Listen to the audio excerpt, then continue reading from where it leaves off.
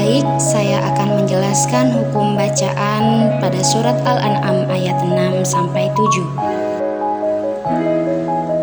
Alam ya.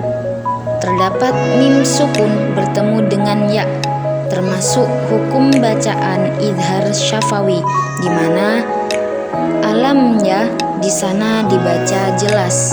Kemudian ro di sana termasuk hukum bacaan ro tafhim, dikarenakan ro berharokat fathah sehingga dibaca tebal.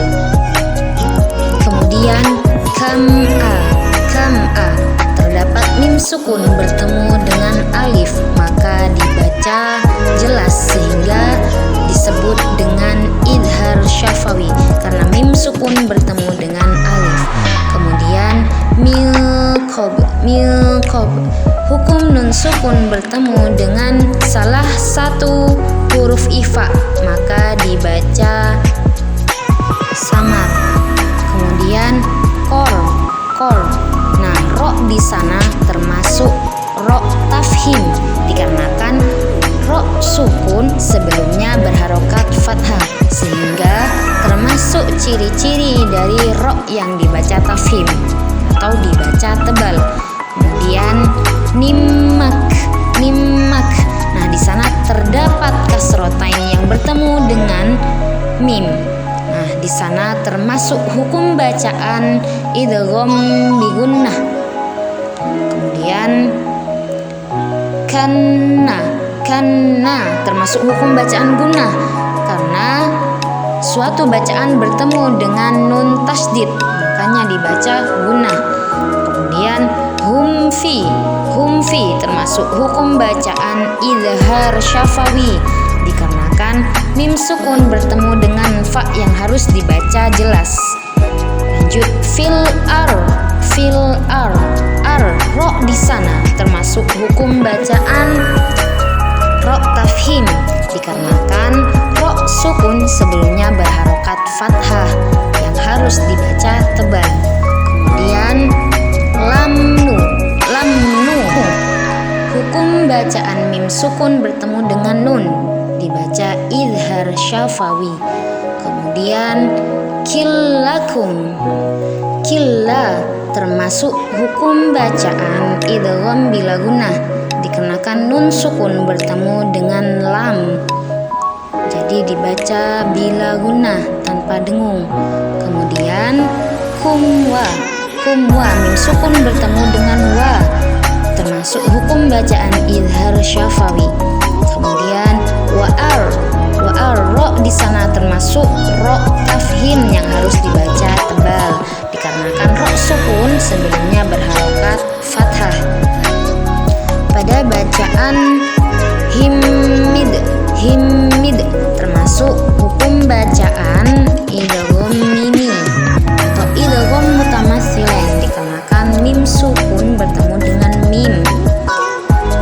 Kemudian ro dan ro di sana sama hukum bacaan ro tafhim karena ro keduanya dibaca fathah sehingga harus tebal. Lanjut waja'alnal anharo ro di sana juga termasuk ro tafhim, dikarenakan ro yang berharokat fathah.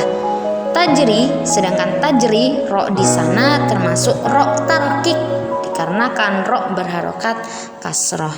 Kemudian miltah nun sukun bertemu dengan ta adalah salah satu huruf ifa sehingga dibaca samar.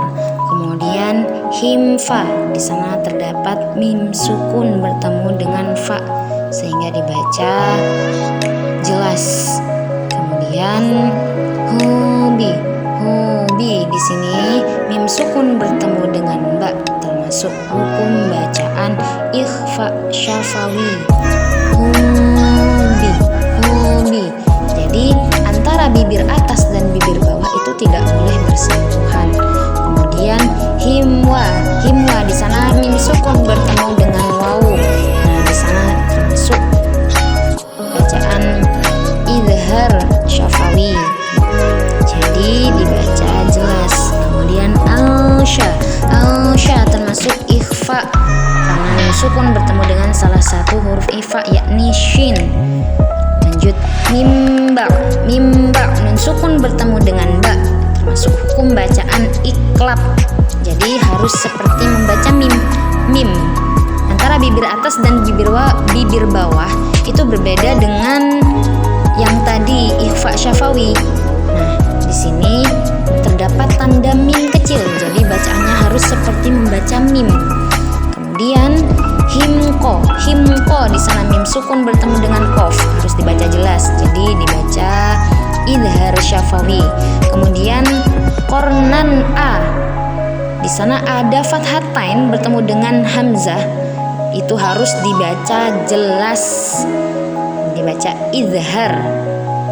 Kemudian lanjut ke ayat 7 di mana di sana terdapat bacaan kitaban fi. Fathatain bertemu dengan salah satu huruf ifa, jadi dibaca samar. Kemudian kirtosil berbeda dengan kitaban. Di sini kirtosil kasrotain bertemu dengan fa. Sama hukum bacaannya yakni ikhfa karena bertemu dengan salah satu huruf ikhfa. Kemudian biaidi himlako mim sukun bertemu dengan lam, dibaca idhar syafawi. Kemudian di sana ada kafaru, ro di sana termasuk ro tafhim karena salah satu ciri-ciri ro tafhim itu juga apabila ro itu berharokat dhammah. Nah, kafaru ini ro-nya berharokat dhammah sehingga termasuk ro tafhim, ro yang harus dibaca tebal. Kemudian inha nun sukun bertemu dengan ha, harus dibaca izhar atau jelas. Nah, yang terakhir yakni sihrummu domatain bertemu dengan mim, maka dibaca idgham bi gunnah. Mungkin sekian yang dapat saya sampaikan, kurang lebihnya saya mohon maaf. Semoga kita sama-sama diberikan barokahnya Al-Quran. Amin ya rabbal alamin.